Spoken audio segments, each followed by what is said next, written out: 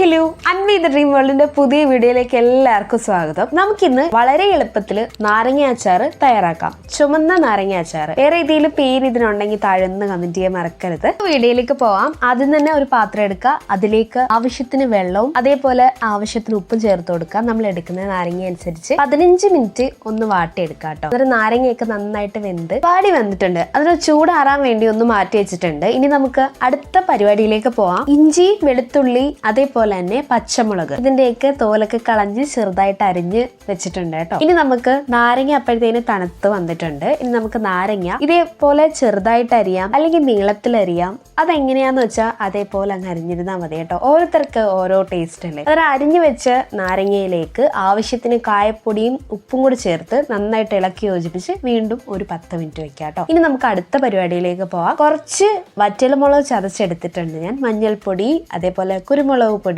മുളക് പൊടി, അതേപോലെ കുറച്ച് മല്ലിപ്പൊടി എടുത്തിട്ടുണ്ട് കേട്ടോ. മല്ലിപ്പൊടി ഓരോരുത്തരുടെ ടേസ്റ്റ് അനുസരിച്ച് ചേർത്താൽ മതി. വീട്ടിൽ മല്ലിപ്പൊടി ചേർക്കുന്നതുകൊണ്ടാണ് ഞാൻ വീഡിയോയിൽ മല്ലിപ്പൊടിയും കൂടി ഇൻക്ലൂഡ് ചെയ്തത്. ഇനി നമുക്ക് ആവശ്യമായിട്ടുള്ള നല്ലെണ്ണ. അച്ചാറിന് കുറച്ചുകൂടി ടേസ്റ്റ് വേണമെന്നുള്ളവര് നല്ലെണ്ണ ചേർത്താൽ മതി കേട്ടോ. നല്ലെണ്ണ ചേർത്ത് കറി വയ്ക്കുമ്പോൾ പ്രത്യേക ഒരു ടേസ്റ്റാണ്. അതിന് എണ്ണ ചൂടായിട്ടുണ്ട്. ഇനി നമുക്ക് അതിലേക്ക് കടുക് ഇട്ട് കൊടുക്കാം. കടുക് ഒന്ന് പൊട്ടി വന്നതിന് ശേഷം നമുക്കൊന്ന് കറിവേപ്പില ഇട്ട് കൊടുക്കാം. അതിലേക്ക് ചെറുതായിട്ട് അരിഞ്ഞ ഇഞ്ചി, വെളുത്തുള്ളി, പച്ചമുളക് നന്നായിട്ടൊന്ന് ഇളക്കി ഒന്ന് വഴറ്റിയെടുക്കാം കേട്ടോ. നല്ലൊരു മണം വരുന്നുണ്ട്. നമ്മുടെ നല്ലെണ്ണയുടെയും വെളുത്തുള്ളി, ഇഞ്ചി, പച്ചമുളകിന്റെ ഒക്കെ വഴണ്ട് വരുന്ന വെള്ള നാരങ്ങ അച്ചാറും ചുമന്ന നാരങ്ങ അച്ചാറും അതേപോലെ തന്നെ വലിയ നാരങ്ങ അച്ചാറും, അങ്ങനെ 3 ഐറ്റം ഉണ്ടല്ലേ. വെള്ള നാരങ്ങ അച്ചാറിന്റെ വീഡിയോ നമ്മൾ ഓൾറെഡി ചാനൽ ഇട്ടിട്ടുണ്ട്. കാണാത്തവർക്ക് വേണ്ടി ഞാൻ ലിങ്ക് താഴെ ഡിസ്ക്രിപ്ഷനിൽ കൊടുത്തേക്കാം. ഓണക്കാലം ഇങ്ങ് വരവായി. അന്നേരം ഇനി മുതല് നമ്മുടെ വീട്ടില് ഇഞ്ചി, നാരങ്ങ, അതേപോലെ മാങ്ങ, പലതരം അച്ചാറുകളായിരിക്കും അല്ലേ. അത് അവിടെ നിൽക്കട്ടെ. നമുക്ക് പൊടികൾ ചേർത്ത് കൊടുക്കാം. എരിവിന് ആവശ്യമായിട്ടുള്ള മുളക് പൊടി, മല്ലിപ്പൊടി, മഞ്ഞൾപ്പൊടി, വറ്റൽമുളക് ചതച്ചത് നന്നായിട്ട് മിക്സ് ചെയ്ത് കൊടുക്കാം. എല്ലാത്തിന്റെയും പച്ചമണം ഒന്ന് മാറി വരട്ടെ. വറ്റൽമുളക് ചതച്ച് എന്തിനാ ചേർത്ത് കൊടുക്കുന്നതെന്ന് വെച്ചാൽ കുറച്ചും കൂടെ ടേസ്റ്റും അതേപോലെ തന്നെ നാരങ്ങ അച്ചാർ കാണാൻ പ്രത്യേക ഒരു ഭംഗിയായിരിക്കും. കുഞ്ഞു കുഞ്ഞു പൊട്ടുകൾ പോലെ